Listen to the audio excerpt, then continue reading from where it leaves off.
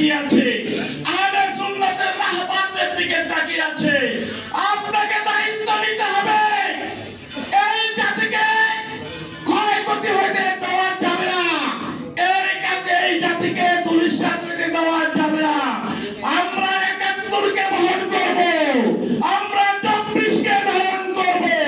আল্লামা মতিনের নেতৃত্বে, বাংলাদেশ ইসলামিক ফ্রন্টের নেতৃত্বে যতগুলো ইসলামিক দল আছে, শুধু জান্নাতের টিকিট বিক্রিকারীদেরকে ছাড়া যতগুলো ইসলামিক দল আছে, প্রগতিশীল দল আছে, বিভিন্ন রাজনৈতিক দলকে নিয়ে ইতিমধ্যে আপনি আমাদেরকে নিয়ে বসে দেশের তৃতীয় বৃহত্তর রাজনৈতিক জোট ঘোষণা দিন।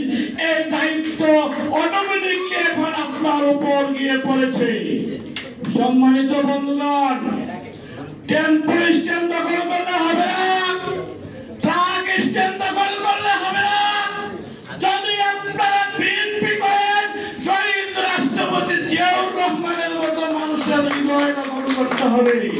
আর যদি তা করতে না পারেন, টেম্পো স্ট্যান্ড দখল বন্ধ করতে না পারেন, জ্বালাবাজি বন্ধ করতে না পারেন, তাহলে আপনাদের পরিণতি ২৪-এর পরিণতি হবে নিবিড়, নীরব, মেরঠ বিপ্লবের মাধ্যমে।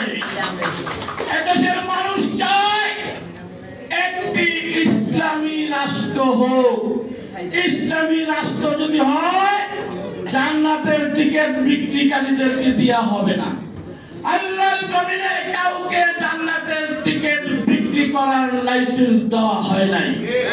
সুতরাং জান্নাতের টিকিট বিক্রিকারীদেরকে দেওয়া ইসলামী রাষ্ট্র হবে না।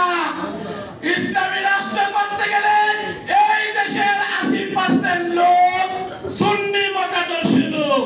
সুতরাং সুন্নি মতাদর্শের নেতা হইতে হবে। আহলে সুন্নাত ওয়াল জামাত এবং সুন্নি মতাদর্শের নেতা হলেন একমাত্র বাংলাদেশের নেতা আল্লামা এম এ মতিন সাহেব।